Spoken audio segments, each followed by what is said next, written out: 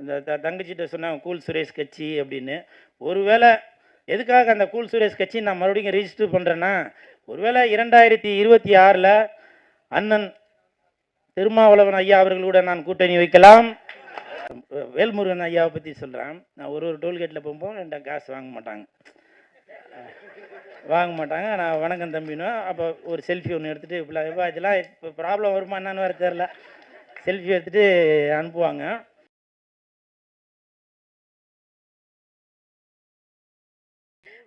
So நம்மளுடைய cool Suresh அவர்களை பேச அழைக்கிறோம்.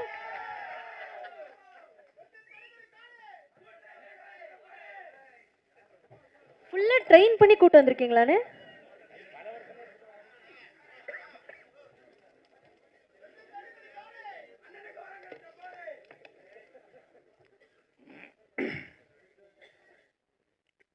சார் சார் சார் சார் வாங்க சார், வெயிட் பண்ணுறேன் வாங்க சார்.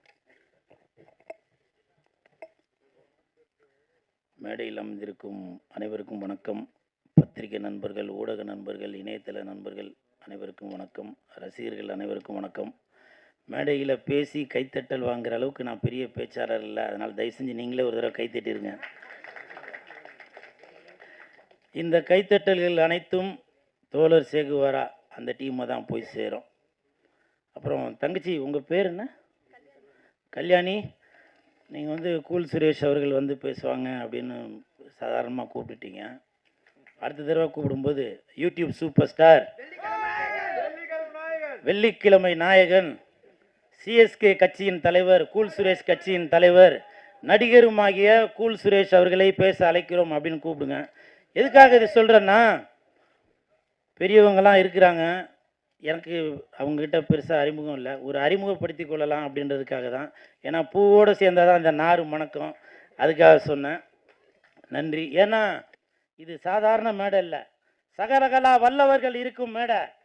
இது சாதாரண மேடை இல்லை, சகாப்தம் படைக்கும் மேடை. இது சாதாரண மேடை இல்லை, ஜாதி மதத்தை ஒழிக்கும் மேடை. இது சாதாரண மேடை இல்லை, சனாதனத்தை எரிக்கும் மேடை. இது சாதாரண மேடை இல்ல, சரித்திரம் படைக்கும் மேடை. இது சாதாரண மேடை இல்ல, சாமானியனுக்கும் உதவும் மேடை. இது சாதாரண மேடை இல்ல, சட்டம் படித்த மேடை. இது சாதாரண மேடை இல்ல, சக்கரை போல இனிக்கிற மேடை. இது சாதாரண மேடை இல்ல, சந்தோஷத்தை அள்ளி கொடுக்கிற மேடை. இது சாதாரண மேடை இல்ல, சரித்திரம் படைக்கிற மேடை. ஸோ இவங்க முன்னாடி நான் பேசுகிறேன் அப்படின்றது எனக்கு ஒரு பெரிய சந்தோஷம். அதனால் அடுத்து கொஞ்சம் ஃபாலோ பண்ணி கூப்பிட்ருங்கம்மா. நன்றி நன்றி. இந்த படத்தோட இயக்குனர் அலெக்ஸ் அவர்கள், அவர் நான் நடிக்கும்போது சில சீன்லாம் நடித்து காட்டுவார். அப்படியே ஏதோ ஒரு 10-20 படம் நடித்த ஒரு எக்ஸ்பீரியன்ஸில் இருக்கிற மாதிரி நடித்து காட்டுவார். நானே கேட்பேன், பிரதர் நீங்கள் ஏற்கனவே எதுவும் நடிச்சிருக்கீங்களா அப்படின்னு. இல்லைண்ணா புதுசு தானே அப்படின்வார். ஸோ அவ்வளோ ஒரு தத்ரூபமாக, ஒரு வேளை டேக் ஒழுங்காக வராட்டி கூட ஒன் மோர் வாங்கிட்டு இருப்பார். அது மட்டும் இல்லை, அவர் நடிக்கும்போது இப்போ பார்த்துருப்பீங்க, சட்டையெல்லாம் கழட்டிட்டு இருக்கார் இல்லையா, அடிபட்ட மாதிரி ஃபைட்லாம் வரும் அப்படின்னு இருப்பார். அப்படியே அந்த ப்ரூஸ்லி அந்த எஃபெக்டில் அப்படியே தான் இருப்பார். ஏன்னா ஃபைட் பண்ணும்போது, நடிக்கிறது மட்டும் இல்லாமல் ஃபைட் பண்ணும்போதும் அந்த ஒரு வெறியோடு தான் அடி அப்படி இருக்கும். ஸோ அந்த மாதிரி அவங்க நடித்து இயக்கியிருக்காங்க. அந்த அலெக்ஸ் அவர்களுக்கு என் மனமார்ந்த வாழ்த்துக்கள். தயாரிப்பாளர் பிரபு சார் அவர்களுக்கும் என் வாழ்த்துக்கள். எனக்கு தெரிஞ்சு இந்த படத்தில் பிரபு சார் ஒரு கேரக்டரில் நடிச்சிருக்காரு, வில்லனாக நடிச்சிருக்காரு. அவர் நடிக்கிறதுக்கு முன்னாடி எனக்கு தெரிஞ்சு ஒரு 100 தடவை அமைதிப்படை படம் பார்த்துட்டு தான் நடிக்க வந்திருப்பார்னு நினைக்கிறேன். ஏன்னா ஒரு சீன்லேயுமே சத்யராஜ் சார் தான், ஏன்னா எனக்கு அவரோட காம்பினேஷன் தான். சத்யராஜ் சாருக்கு உடம்பு ஃபுல்லாக முடி இருக்கும், அவருக்கும் உடம்பு ஃபுல்லாக முடி இருக்குது. நான் பார்த்தேன். நீங்கள் கேட்கலாம் எப்படி பார்த்தீங்க அப்படின்னு. இதில் ஒரு ஸ்விம்மிங் பூலில் குளிக்கிற சீன் ஒன்று இருக்குது, அப்போ பார்த்தேன். அப்போ நான் நினச்சேன், ஓஹோ ஒருவேளை காம்பினேஷன் கரெக்டாக தான் இருக்குது அப்படின்னு. ஸோ அவருக்கு என் மனமார்ந்த வாழ்த்துக்கள். அப்புறம் சத்யராஜ் சார் இந்த படத்தில், தோழர் சேகுவாரா படத்தில் நடிச்சிருக்கிறது எங்களுக்கெல்லாம் ஒரு பெரிய பூஸ்டப். ஏன்னாக்கா வால்டர் வெற்றிவேல் அந்த படம் 50வது நாள் படத்தை நான் பிளாக்ல டிக்கெட்டு வாங்கி பார்த்தேன். அது எவ்வளோ ஒரு பெருமைப்பட வேண்டிய விஷயம் பாருங்கள்.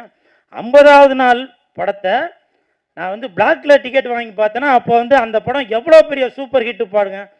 ஸோ அவங்க அவ்வளோ ஒரு மிகப்பெரிய ஹிட்டு ஹீரோ கூட இன்றைக்கி நான் ஸ்டேஜில் இருக்கிறேன் அப்படின்றப்போ எனக்கு வந்து ரொம்ப சந்தோஷமாக இருக்குது. படத்தோட பேர் தோழர் சேகுவாரா. தோழர் சேகுவாரான்னு போட்டால் யூடியூப்லலாம் வரும். அந்த தலைவரோட ஃபோட்டோ வரும். ஆனால் எனக்கு தெரிஞ்சு கண்ணை மூடிட்டு இமேஜினேஷன் பண்ணி பார்த்தாக்க சத்யராஜ் சார் தான் ஞாபகம் வருவார். நான் நேற்று கூட ப்ரொடியூசர்கிட்ட கேட்டேன், அவர் ஏற்கனவே ஏதோ ஒரு படம் சேகுவாரா மாதிரி நடிச்சிருக்காருல சத்யராஜ் சார் அப்படின்னா. இல்லை சார் அது வேறு படம் அப்படின்னு. ஏன்னா அந்த படத்தில் ஒரு கருப்பு தொப்பி போட்டு அந்த படம் பேர் தெரில, அப்படி துப்பாக்கிலாம் வச்சுன்னா அப்படி இருப்பார். ஸோ அந்த அளவுக்கு ஒரு போராடக்கூடிய ஒரு புரட்சி தமிழனாக இருக்கிறவர் நம்ம தோழர் சேகுவாரா அந்த படத்தில் நடிக்கிறது எனக்கு வந்து ரொம்ப பெருமையாக இருக்குது. அவர் கூட நம்மளும் நடிச்சிருக்கோம் அப்படின்றத ரொம்ப சந்தோஷப்படுறேன். அப்புறம் திருமாவளவன் ஐயா அவர்கள் அவங்க வந்து வாழ்த்துறதுக்காக வந்ததில் ரொம்ப சந்தோஷம். நான் பிக் பாஸ் போயிட்டு வந்தது உங்களுக்கு எல்லாருக்கும் தெரியும். இப்போ வந்து கமல் சார் பிக் பாஸ்லேருந்து விலகிட்டார். விலகினதுக்கப்புறம் யாரை போடலாம் அப்படின்னு சொல்லி யோசிச்சுட்டு இருந்தாங்க. எனக்கும் விஜய் டிவியும் கொஞ்சம் தொடர்பு இருக்குது, அதெல்லாம் உங்களுக்கு தெரியும்னு நினைக்கிறேன்.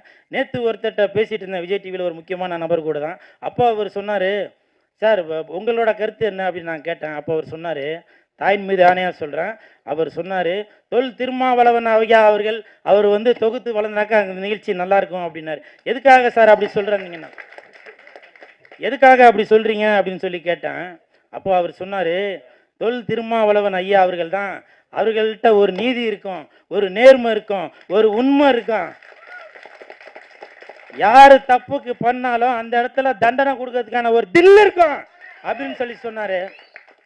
இதெல்லாம் நடைமுறையில் வந்தாக்க நான் மட்டும் இல்லை, ஒட்டுமொத்த இந்தியாவே சட்டம் படித்த நம்மளுடைய சட்டத்தை சொல்லி கொடுத்த அம்பேத்கர் ஐயா அவர்கள் கூட எழுந்து நின்று கை தட்டுவார். என்னுடைய மாணவன் இந்த ஒரு நிகழ்ச்சிக்கு தொகுத்து வழங்கியிருக்காரு. இது வந்து உலகமே பார்த்துட்டு இருக்க நிகழ்ச்சி. அந்த இடத்துல எந்த தப்பு தண்டா எது நடந்தாலும் அதை தட்டி கேட்குற ஒரு தில்லு வேணும் அப்படின்ற. நீங்கள் வேறு எதனா மாற்றி எழுதிடாதீங்கப்பா, அதுக்கு இதுக்கு எதுவும் சம்மந்தம் இல்லை.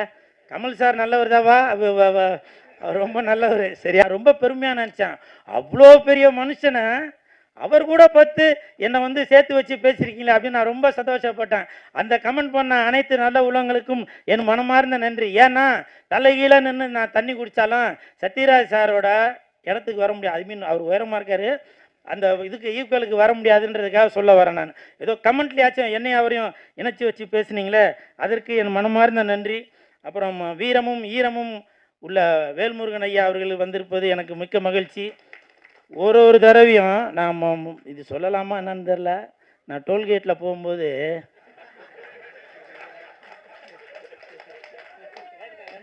இல்லை எதுக்காக இல்லை, அது எதுவும் கேஸ் கீஸ் எதுவும் போட்டுற போகிறாங்க இல்லை. ஒரு வேளை கேஸு போட்டால் என்னை காப்பாற்றுறதுக்கு நான் ஜெயிலுக்கு போட்டால் அங்கேருந்து என்னை காப்பாற்று பிடிச்சி நீங்கள் வந்துடுவீங்களா சார்?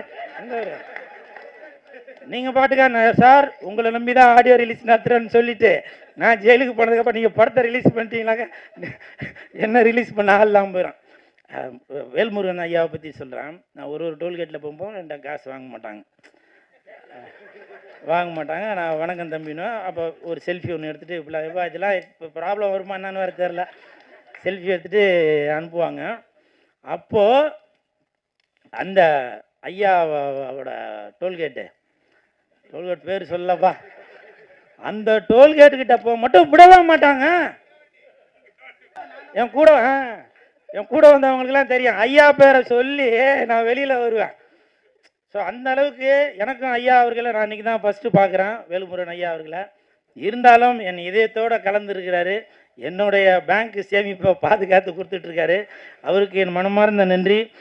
ரவி மரியா சார் வந்திருக்காங்க. ஏன்னா நான் நல்லா இருக்கணும் அப்படின்றக்கா எனக்கு பின்னாடி நின்று இன்னும் கூழு அதை பண்ணு இதை பண்ணுன்னு சொல்லி எனக்கு ஒரு பூஸ்டப்பாக கொடுப்பாங்க. இமான் அண்ணாச்சி அவர்கள்லாம் நாங்கள் வாரத்தில் ஒரு நாளாச்சும் ஃபோனில் பேசிப்போம். அப்போ நடக்கிற விஷயங்கள்லாம் அப்படி பேசிகிட்டே வருவோம். அப்போ எனக்கும் பின்னாடி இருந்து அவர் சொல்லுவார், இல்லை கூழு இது இப்படி பண்ணுங்க அப்படி பண்ணுங்க அப்படின்னு சொல்லுவார். அந்த மாதிரி நல்ல உள்ளங்கள் எல்லாம் இந்த படத்தை தோழர் சேகுவாரா படத்தை வாழ்த்த வந்ததில் நான் ரொம்ப சந்தோஷப்படுறேன். அப்புறம் சொன்னேன் இல்லையா, இந்த தங்கச்சிட்ட சொன்னேன் கூல் சுரேஷ் கட்சி அப்படின்னு. ஒருவேளை எதுக்காக அந்த கூல் சுரேஷ் கட்சி நான் மறுபடியும் ரிஜிஸ்டர் பண்ணுறேன்னா, ஒருவேளை 2026 அண்ணன் திருமாவளவன் ஐயா அவர்களோட நான் கூட்டணி வைக்கலாம்,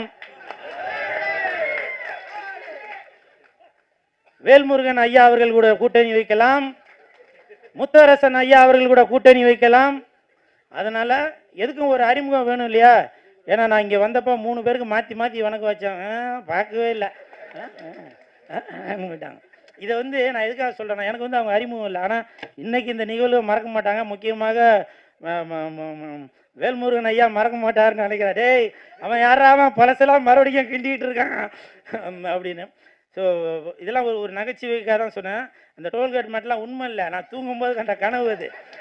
நீங்கள் பாட்டா ஏற்கனவே நான் காரை விட்டு இறங்கும்போது கேட்டேன், வெறும் போலீஸாக நினச்சி, எதுக்குப்பா போலீஸு அப்படின்றேன்.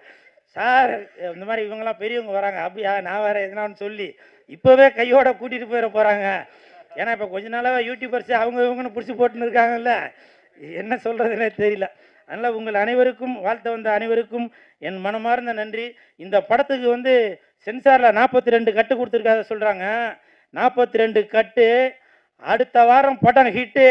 அடுத்த மாதம் படம் ஹிட்டு. இப்போ கையை தட்டு.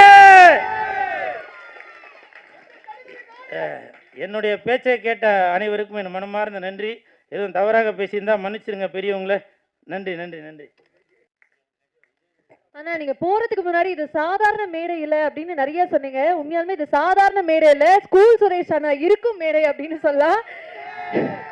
யூடியூப் சூப்பர் ஸ்டார், மீண்டும் உங்களுக்கு ஒரு பெரிய நன்றி. Thank you so much.